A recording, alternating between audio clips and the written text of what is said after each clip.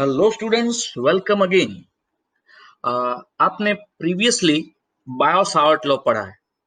अब Biot-Savart law को लेके अब हम क्या करने वाले हैं, कुछ प्रॉब्लम्स को सॉल्व करने वाले हैं और कुछ इंपॉर्टेंट फॉर्मूलाज को भी हम डिराइव करने जा रहे हैं। अब इस पर्टिकुलर लेक्चर के अंदर हम कैलकुलेट करेंगे एक करंट कैरिंग वायर की वजह से उस वायर से स्पेसिफिक डिस्टेंस पे कोई पॉइंट है, तो उस पर्टिकुलर पॉइंट पे मैग्नेटिक फील्ड इंटेंसिटी कितनी होगी, हम उसकी कैलकुलेशन करेंगे बायो-सावर्ट लॉ को यूज करके। आइए शुरू करते हैं इस पर्टिकुलर क्वेश्चन को। देखिए, आपके सामने यहाँ पे एक फिगर है। इसमें आप देख रहे हो कि यहाँ पे ये जो ब्लू कलर का जो लाइन खींचा हुआ है, that is basically a wire. Okay, और इस वायर के अंदर जो करंट फ्लो हो रहा है, that current is basically what, I. Okay, तो अब हमको क्या करना है, ये फिक्स्ड लेंथ का वायर है। वायर शुरुआत होता है ए से और खत्म होता है बी पे। और यहाँ पे हमने बेसिकली इस वायर को कोऑर्डिनेट सिस्टम के अंदर रख दिया है। Horizontal axis is x axis and vertical axis जो है वो है वाई एक्सिस। ओके, अब देखो यहाँ पे ए से ओ तक का जो डिस्टेंस है, लेट अस से कि वो L1 है, और O से लेके B तक का जो डिस्टेंस है, let us say that is L2 है। तो A की जो पोजीशन है उसको हम ऐसा बोल सकते हैं कि x is equal to minus L1, और ये जो B की पोजीशन है उसको हम ऐसा बोल सकते हैं x is equal two plus L2। Okay, तो ये पर्टिकुलर वायर है हमारे पास, और इस वायर की वजह से ये पॉइंट P है, उस पर्टिकुलर पॉइंट P पे मुझे क्या करना है, मैग्नेटिक फील्ड इंटेंसिटी कैलकुलेट करनी है। तो चलिए कैसे करेंगे, तो बायो-सावर्ट लॉ अप्लाई करके इसका आंसर लाएंगे। तो बायो-सावर्ट लॉ के दो स्टेप होते हैं। The first step of the Biot-Savart law is what, assuming the current element. Okay, तो आप देख रहे हैं मैंने यहाँ पे करंट एलिमेंट एज्यूम किया हुआ है। This is basically a current element. Okay, this is current element, you can see that. Okay, ये करंट एलिमेंट है, और पहला काम हमने कर दिया, करंट एलिमेंट एज्यूम करना। ये करंट एलिमेंट की जो लेंथ है वो है बहुत छोटी, दैट इज डीएल। ओके, फिर दूसरा काम क्या करना होता है, तो कि करंट एलिमेंट से जिस पर्टिकुलर पॉइंट पे हमको मैग्नेटिक फील्ड फाइंड करना है, उस पर्टिकुलर पॉइंट तक एक पोजीशन वेक्टर बनाना होता है। तो यहाँ पे देखिए, ये आर वेक्टर जो है वो वही पोजीशन वेक्टर है जो हम क्या करते हैं, करंट एलिमेंट से पॉइंट पी तक बनाते हैं, राइट। तो हमने दो काम जो पहले करने चाहिए थे वो हमने कर दिए हैं। Now magnetic field at point P क्या होगा, let us see that. Now magnetic field at point P, okay, due to किसकी वजह से भाई, तो कि करंट एलिमेंट की वजह से मैग्नेटिक फील्ड कितना होगा, उस मैग्नेटिक फील्ड को अपने बोलेंगे डीबी। उसका वैल्यू होगा mu 0 upon 4 pi I d l cross r vector, नीचे आ जाएगा आर क्यूब। ये हमारा बेसिकली बायो-सावर्ट लॉ है, जिसके ऊपर से हम क्या करेंगे, मैग्नेटिक फील्ड की कैलकुलेशन करेंगे, right. This is my equation number 1। I hope कि आपको सब कुछ समझ में आ गया होगा। मेरे पास यहाँ पे एक वायर है, यू कैन सी दैट। ये जो वायर है ए से लेके बी तक का ये वायर है। Okay, you can see that this is the wire starting from A to point B. Okay, और इस वायर की लेंथ है कितनी, ए से लेके बी तक की। उसमें ओ ए जो है वो L1 है, ओ बी जो है वो L2 है। और हमने यहाँ पे करंट एलिमेंट एज्यूम किया, करंट एलिमेंट से पोजीशन वेक्टर बनाया, और उसके बाद बायो-सावर्ट लॉ से हमने इक्वेशन 1 यहाँ पे लिखा। अब देखिए, अब इसको कैलकुलेट करने के लिए मुझे यहाँ पे डीएल क्रॉस आर की और आर क्यूब की जरूरत पड़ेगी, राइट। तो अब इसको कैलकुलेट कैसे करते हैं, आइए देखते हैं। देखो, यहाँ पे हमारे पास सेम फिगर है जो हमारे पास पहले थी। अब इस फिगर में आप जरा ध्यान से देखिए कि यहाँ पे ये आर वेक्टर कौन सा वेक्टर है, you can see that. R vector कुछ ऐसा वेक्टर है, ध्यान से देखिएगा। आर वेक्टर यहाँ पे कुछ ऐसे है, ये वर्टिकल लाइन जो है वो है y, और ये हॉरिजॉन्टल जो है वो है x। तो देखो, मैं इस आर वेक्टर को ऐसे रिप्रेजेंट कर सकता हूँ, ध्यान से देखना। मैं एक एरो यहाँ पे करता हूँ, दैट इज, अब ये जो बन गया ना, वो बेसिकली क्या बन गया, माइनस एक्स आई वैक्टर बन गया, ठीक है, because of it is along negative x direction. और ये एक वेक्टर बना देता हूं, तो ये क्या बन गया, वाई जे वेक्टर बन गया। तो आप देख सकते हो नेगेटिव साइड जो है वो माइनस xi वेक्टर है और वर्टिकल डायरेक्शन में जो है वो yj वेक्टर है। और आप basically head and tell rule से चेक कर सकते हो, या फिर ट्राइंगल मेथड जो आपको वेक्टर सम करने की ट्राइंगल मेथड होती है उससे आप वेरीफाई कर सकते हो कि ये पहला वेक्टर जो है माइनस xi और yj, इन दोनों का अगर हम सम करेंगे तो ये जो सम मिलेगा वेक्टर सम, वो मुझे यहाँ पे कितना मिलेगा, r मिलेगा। तो यहाँ से अपने देख सकते हैं कि r की जो वैल्यू है वो हो गई xi plus yj। Okay, r की वैल्यू यहाँ पे मुझे मिल चुकी है xi plus yj। I hope it's very much clear to you people, right. xi plus yj। चलो, तो इसके ऊपर से मुझे r का मैग्नीट्यूड भी मिलेगा।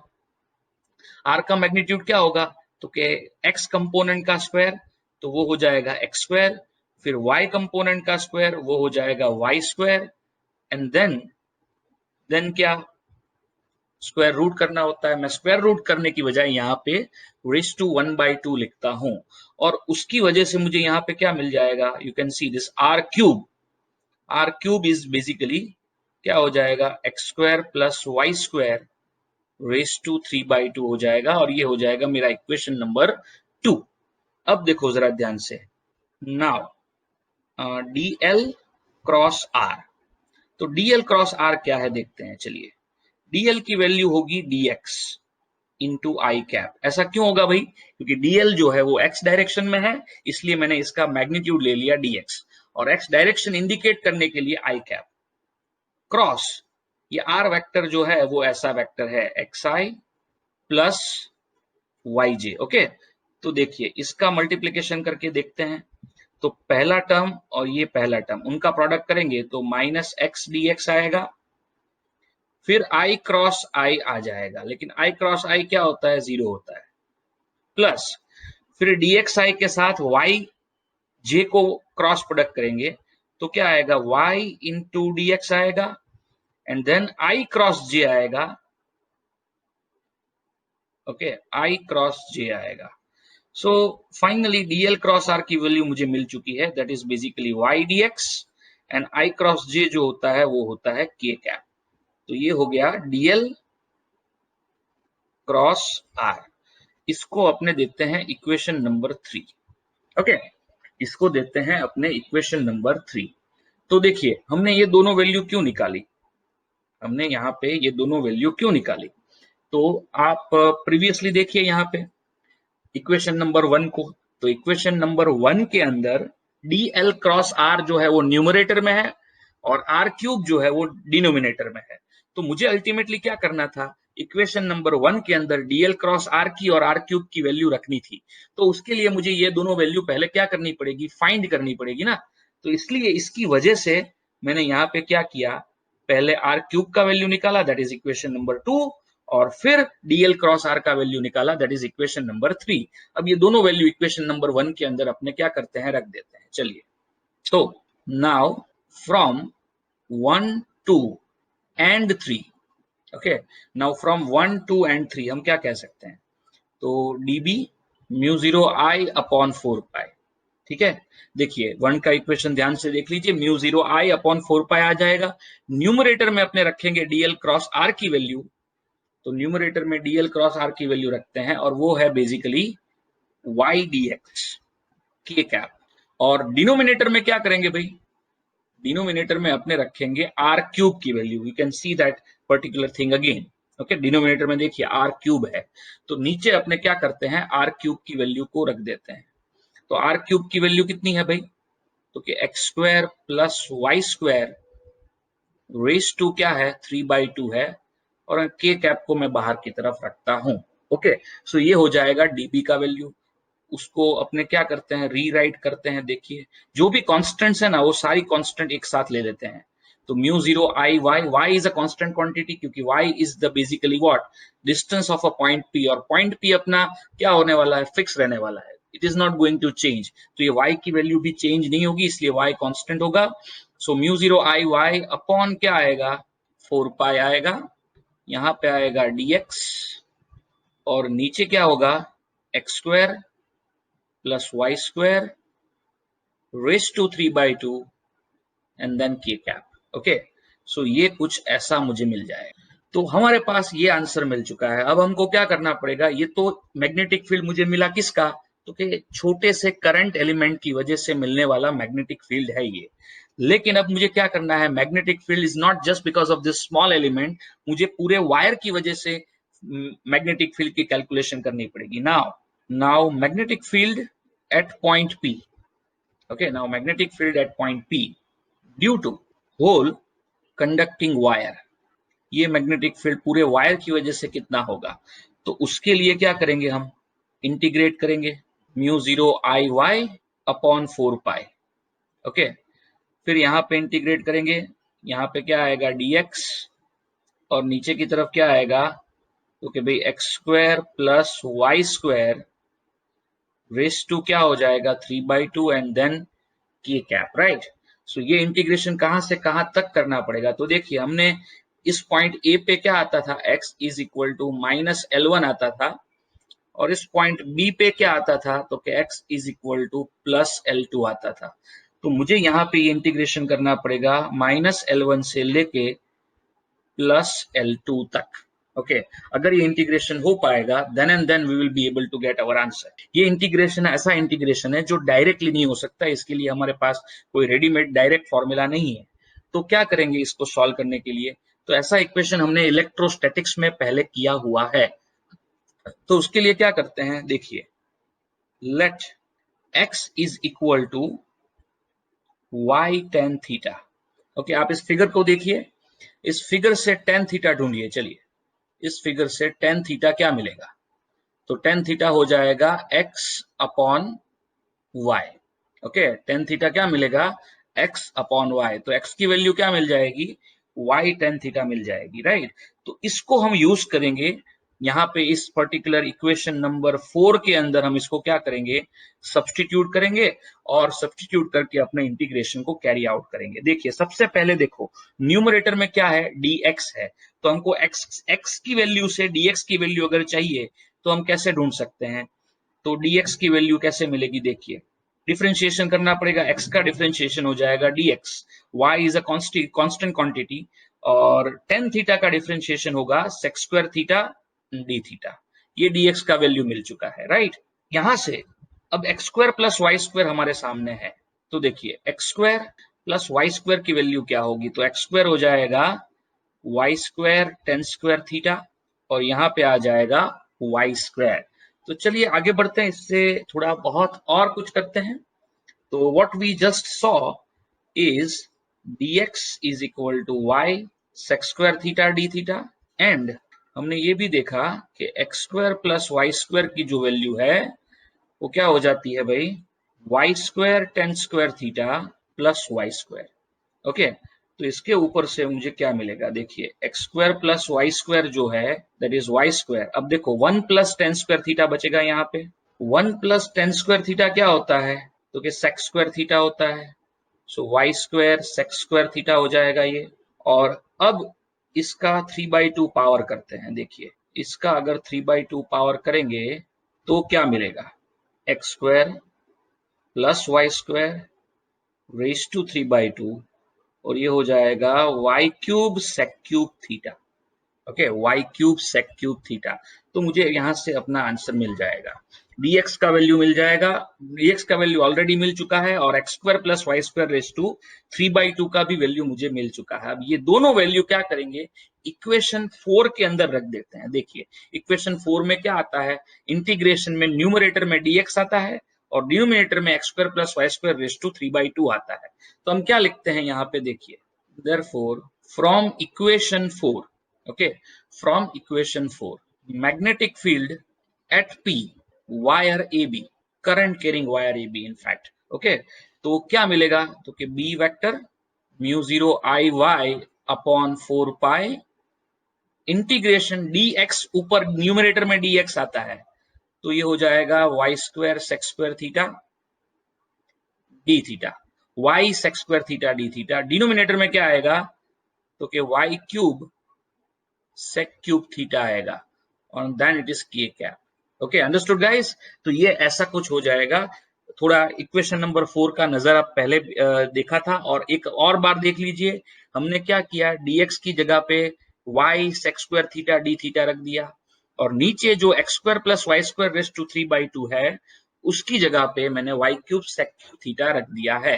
Okay, so it is very much clear to you I think, right.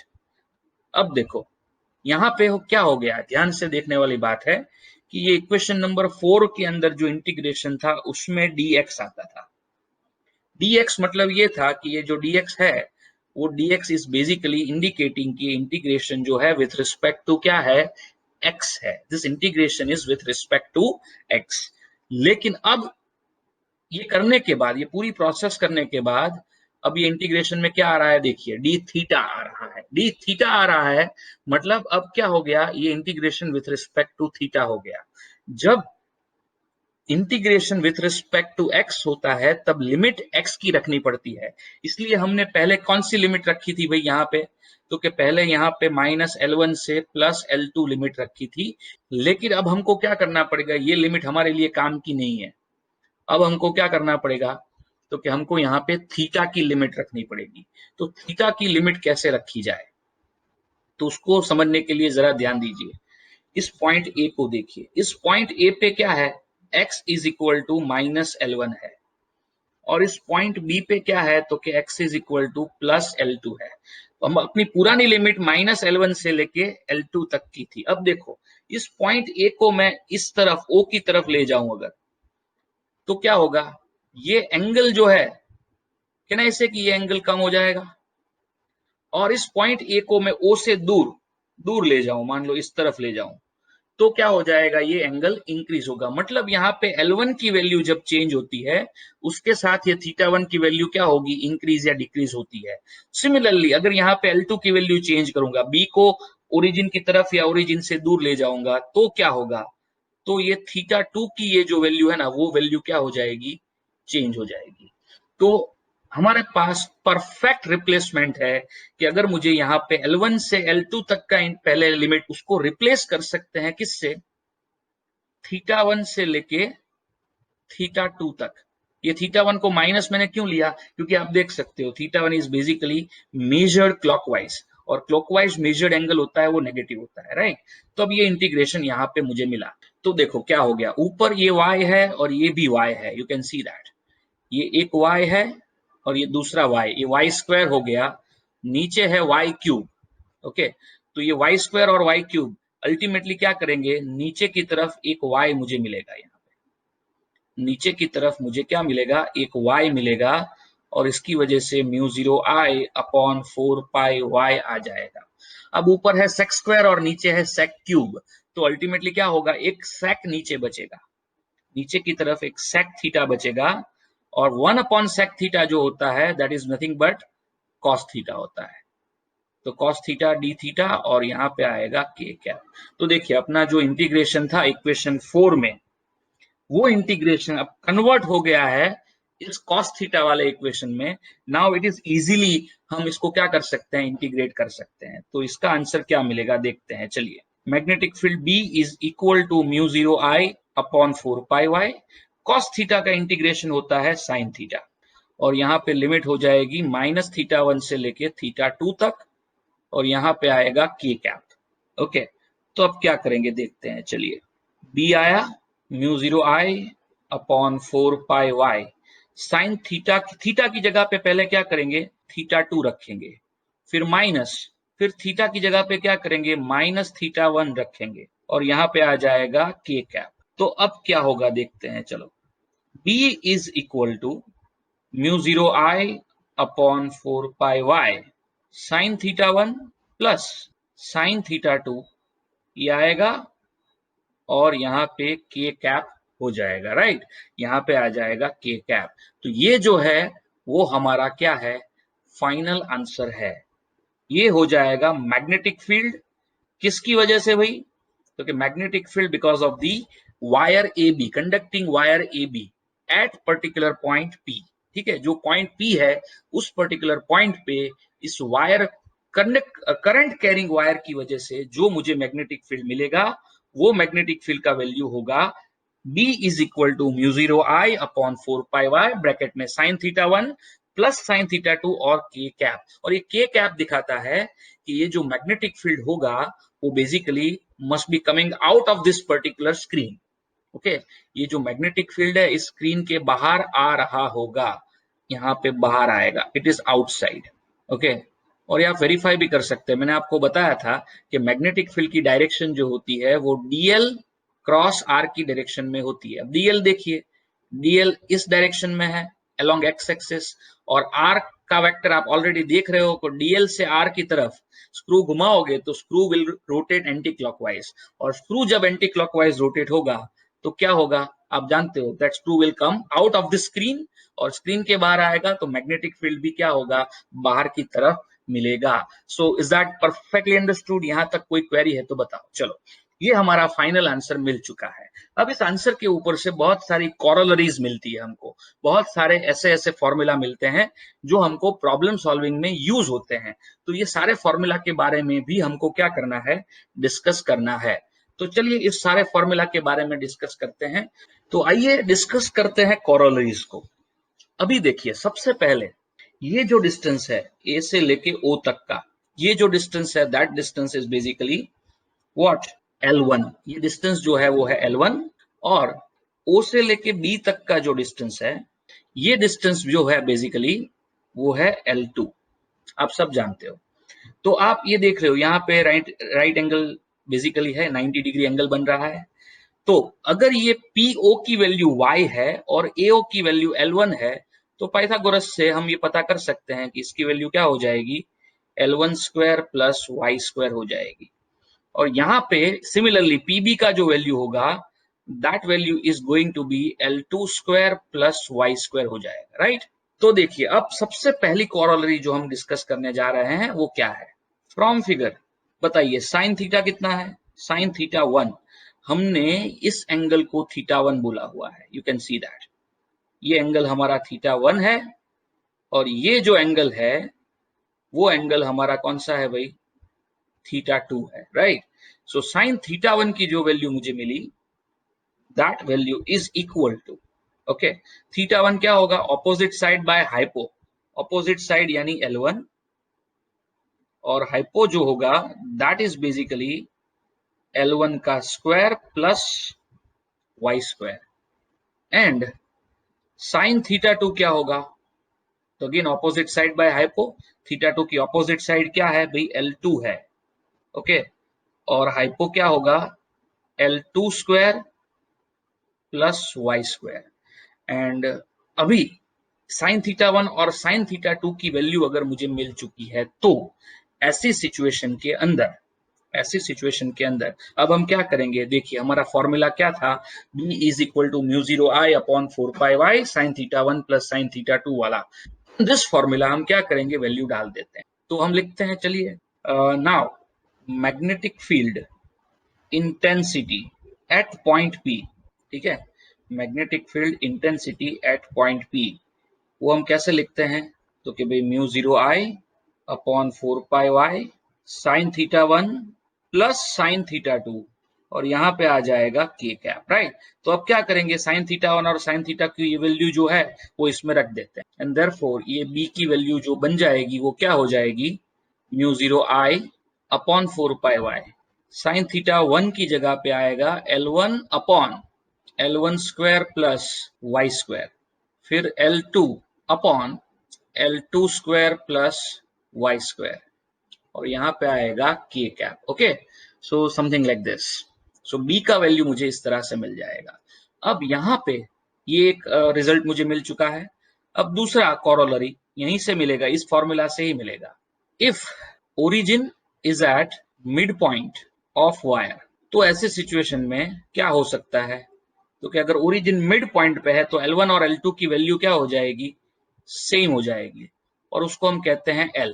तो अब देखिए ये ऊपर वाला जो इक्वेशन है, ठीक है, उस इक्वेशन के ऊपर से हम क्या कह सकते हैं, so therefore magnetic field B क्या हो जाएगा भाई, mu 0 I upon 4 pi Y. तो देखिए यहाँ पे बेसिकली हो जाएगा 2L, ये L1 नीचे denominator will be common and L1 plus L2 will be 2L, और डिनोमिनेटर में क्या मिलेगा भाई, तो कि L square plus Y square मिल जाएगा और it is going to be k cap. तो हमारा कुछ फॉर्मूला ऐसा बन जाएगा, अगर L1 और L2 अगर इक्वल है तो, यानी origin is at the mid point of the wire, तो हमारा फॉर्मूला कुछ ऐसा मुझे मिलेगा। तो अब इसके ऊपर से मुझे तीसरा कॉरोलरी मिलेगा। अगर मान लीजिए ये वायर इनफाइनेटली लॉन्ग हो तो क्या, बहुत लंबा हो, वेरी वेरी लॉन्ग वायर, सो हम ऐसा बोल सकते हैं for very very long wire, हम बोल सकते हैं कि वायर की जो लेंथ है हमारे पास, that length L is very very greater than क्या हो जाएगी, Y हो जाएगी, and therefore Y is ignorable in L square plus Y square. और इसकी वजह से मुझे जो मैग्नेटिक फील्ड यहाँ पे मिलेगा, वो मैग्नेटिक फील्ड क्या हो जाएगा, म्यू 0I अपॉन 4πy। तो देखिए ऊपर रहा 2L और नीचे आ गया, वाई स्क्वायर को इग्नोर करोगे तो अंडर रूट एल स्क्वायर बचेगा, और under root L square is nothing but L. तो एल एल कैंसिल हो जाएगा, 2 4 से कैंसिल हो जाएगा, और मुझे यहाँ पे मैग्नेटिक फील्ड मिल जाएगा for a very very long wire. क्या हो जाएगा ये मैग्नेटिक फील्ड भाई, तो कि म्यू 0I अपॉन 2πy, के कैप तो रहेगा, हाँ, के कैप विल बी देयर। सो ये हो गया उसका आंसर। यहाँ पे भी के कैप आएगा, I don't have that much space, तो इसको थोड़ा सा मैं फिर से लिख लेता हूँ, जरा ध्यान से देखिएगा, mu 0I 4πy 2L upon L, और यहाँ पे आ जाएगा के कैप। ओके, तो बहुत ही लंबे वायर के लिए क्या होता है, देखिए बी का वैल्यू आ जाएगा म्यू 0I अपॉन 2πy। और यहाँ से एक इंटरेस्टिंग चीज हमको पता चलती है, क्या पता चलती है भाई, कि बी जो होता है वो इनवर्सली प्रोपोर्शनल टू वाई हो जाता है when this conducting wire is very very long in comparison with Y. इसका मतलब क्या हुआ, वेरी लॉन्ग का मतलब, वेरी लॉन्ग का मतलब ये नहीं है कि वायर इनफाइनाइटली लंबा है, ठीक है, वो डिपेंड करता है कि अगर ये वायर की लेंथ बड़ी है, किसकी कंपेयर में, ये वाई की कंपेयर में। वाई क्या है, तो कि distance from a wire at which we want to calculate a magnetic field, मतलब वायर से बहुत ही नजदीक वाले कोई पॉइंट पे अगर आप मैग्नेटिक फील्ड कैलकुलेट करना चाहते हो, तो वो wire basically very long wire, हम उसको क्या कर सकते हैं, ट्रीट कर सकते हैं। आपके पास बेसिकली मान लीजिए कि 1 मीटर का वायर है, और 1 मीटर के वायर से 2 मिलीमीटर डिस्टेंस पे मुझे मैग्नेटिक फील्ड कैलकुलेट करना है, तो आप 1 मीटर के सामने 2 मिलीमीटर को बहुत ही इजीली इग्नोर कर सकते हो, और ऐसे सिचुएशन में मैग्नेटिक फील्ड का formula mu 0I upon 2πy लगा सकते हो। Okay, so this is what the corollary is. अब क्या होगा देखते हैं, चलिए आगे बढ़ते हैं नंबर 4 पे। अब यहाँ पे देखने लायक चीज क्या है, तो अगर मान लीजिए ऐसी सिचुएशन है तो मैग्नेटिक फील्ड क्या मिलेगा, ध्यान से देखिएगा, ये वायर है, करंट कैरिंग वायर, ओके, ये इसका स्टार्टिंग पॉइंट है, इसको हम बोलते हैं ए, लेकिन ये यहां से क्या जा रहा है, इनफाइनाइट तक जा रहा है, it is moving infinite. Okay, ये यहां से इनफाइनाइट तक जा रहा है, और हमको करना क्या है, तो हमको कैलकुलेट करना है मैग्नेटिक फील्ड को। कहाँ पे कैलकुलेट करना है, तो कि इस पर्टिकुलर पोजीशन पे, इस पर्टिकुलर पोजीशन P पे मुझे मैग्नेटिक फील्ड इंटेंसिटी कैलकुलेट करनी है, और इसके अंदर फ्लो होने वाला जो करंट है वो करंट है I, और ये वायर इस तरफ बेसिकली इनफाइनाइट डिस्टेंस तक जा रहा है। पॉइंट ए फिक्स्ड है, लेकिन दूसरा पॉइंट जो बी है वो फिक्स्ड नहीं है। तो हम देखिए हमारी पहली फिगर क्या थी, पॉइंट ए यहाँ पे था, पॉइंट बी यहाँ पे था, इसको हम क्या कहते थे, वाई कहते थे, ये हमारे लिए क्या होता था, θ1 होता था, और ये हमारे लिए θ2 होता था, याद है। तो अब देखिए इस पॉइंट को, ए वाले पॉइंट को मैं क्या करता हूं, सेंटर पे लेके आता हूं। अगर ए वाले पॉइंट को मैं सेंटर पे लेके आऊंगा तो ये θ1 रिड्यूस होते होते होते क्या हो जाएगा, θ1 इज गोइंग टू बी 0 हो जाएगा। और ये बी वाला जो पॉइंट है उसको अगर मैं इनफाइनाइट तक ले जाऊं तो क्या हो जाएगा, बी थोड़ा दूर जाएगा तो थीटा इंक्रीज होगा, और थोड़ा दूर जाएगा तो θ2 और इंक्रीज होगा, और ऐसे करते करते बी अगर इनफाइनाइट तक चला गया तो θ2 की वैल्यू क्या हो जाएगी, 90 डिग्री हो जाएगी।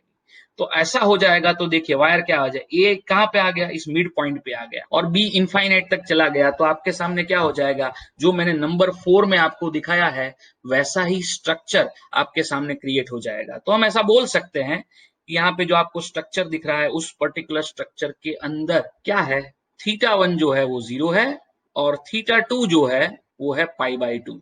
ओके, तो ऐसे सिचुएशन में हम क्या करेंगे, तो देखिए मैग्नेटिक फील्ड का फॉर्मूला हम सब जानते हैं, मैग्नेटिक फील्ड इज बी। अभी मैं सिर्फ मैग्नीट्यूड के बारे में डिस्कस करूंगा, mu 0I upon 4πy, formula क्या है भाई, sign theta 1 plus sine theta 2, लेकिन थीटा 1 की जगह पे क्या करेंगे, 0 रखेंगे, थीटा 2 की जगह पे क्या रखेंगे, पाई बाय 2 रखेंगे, और यहाँ पे आएगा K cap. Okay, so that क्या होगा, यहाँ mu 0 I upon 4 pi Y, sign 0 0 हो जाएगा, साइन पाई बाय 2 1 हो जाएगा, और ये मुझे ऐसा आंसर मिल जाएगा। वेक्टर फॉर्म में रखते हैं तो के कैप भी हमने यहाँ पे रखा हुआ है। तो अगर ऐसा कोई स्ट्रक्चर आपके सामने आ जाता है तो फिर मैग्नेटिक फील्ड का जो फॉर्मूला हो जाएगा वो कुछ ऐसा फॉर्मूला हो जाएगा, mu 0 I upon 4 pi Y के कैप। आप समझ सकते हो इसको कैसे हो जाएगा, राइट। चलो, और इसके सिवा कुछ और पॉसिबिलिटीज हो सकती है भाई, क्यों नहीं हो सकती। तो देखिए, ये वायर है अपना, ठीक है, ये अपना वायर। अब इस वायर से मुझे क्या करना है, इस पर्टिकुलर पॉइंट पी पे मैग्नेटिक फील्ड इंटेंसिटी को कैलकुलेट करना है।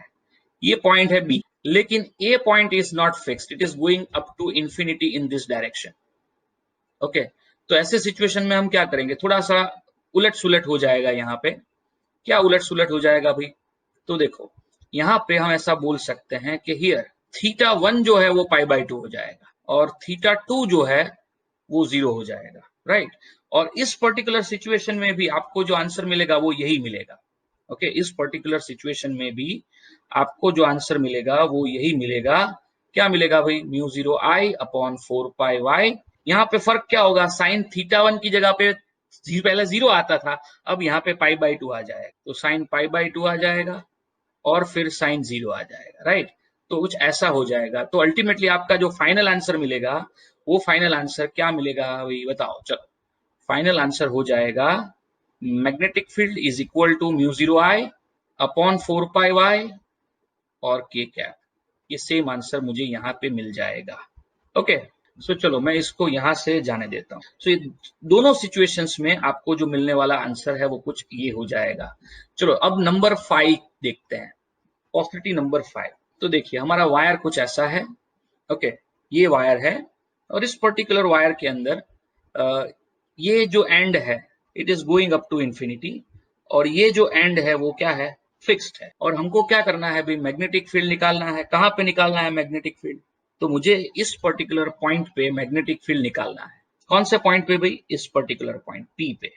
तो क्या किया जाए, तो ऐसी सिचुएशन में देखिए यहाँ पे क्या होगा, ये जो एंगल बन जाएगा, कौन सा एंगल बन जाएगा भाई, ये जो यहाँ पे एक लाइन ऐसे खींच दे तो यहाँ से हमको क्लियरली पता चल जाता है कि भाई ये एंगल बन जाएगा थीटा 1, और थीटा 2 जो है that is going to be pi by 2, क्योंकि ये इनफाइनाइट तक जा रहा है, ठीक है। या फिर हमारे पास कुछ ऐसा सिचुएशन हो तो क्या होगा कि भाई वायर है ना, ऐसे है कि भाई wire is basically like this, conducting wire is basically like this. इस कंडक्टिंग वायर का ये जो एंड है, ये जो एंड है वो है फिक्स्ड। ओके, और यहाँ पे क्या जा रहा है, वो इनफाइनाइट तक जा रहा है। ओके, फिर क्या, मुझे कैलकुलेट करना है magnetic field at this particular point P. Okay, मुझे इस पर्टिकुलर पॉइंट पी पे मैग्नेटिक फील्ड को कैलकुलेट करना है। तो क्या किया जाए, तो कुछ नहीं भाई, इस एंगल को अपने क्या बोलेंगे, कौन से एंगल को, तो कि जो मैं यहाँ पे दिखा रहा हूँ ये एंगल हो जाएगा थीटा 2, और यहाँ पे थीटा 1 की जो वैल्यू है वो हो जाएगी पाई बाय। और इस दोनों केस में क्या मिलेगा, अगर मैं अपना ओरिजिनल फॉर्मूला यहाँ पे अप्लाई करता हूँ तो mu 0 I upon 4 pi Y तो है ही, थीटा 1 को मैं थोड़ी देर के लिए लिख देता हूँ थीटा, और थीटा 2 को भी थोड़ी देर के लिए अपने थीटा लिख देते हैं। तो एक एंगल, दोनों केस में एक एंगल कौन सा आता है, थीटा आता है, तो मान लीजिए एक एंगल थीटा आ गया। अब दूसरा एंगल क्या आता है, पाई बाय 2 आता है। तो उसके ऊपर से क्या होगा देखते हैं, चलिए। b is equal to sine pi by 2 हो जाएगा 1 mu 0 I upon 4 pi Y, sine pi by 2 की वैल्यू है 1 plus sine theta and then K cap. तो ये आंसर हो जाएगा फाइनल आंसर। इस पर्टिकुलर सिचुएशन में मिलने वाला फाइनल आंसर कुछ ऐसा होगा। Okay, this is number 5। और नंबर 6 क्या है, number 6, okay, if the point where we want to find magnetic field lies on the axis of a wire, then मतलब समझ गए आप कि अपना जो वायर है, मान लो ये वायर है, फिक्स लेंथ का हो या फिर इनफाइनाइट लेंथ का, दैट डजंट मैटर, ये अपना वायर है।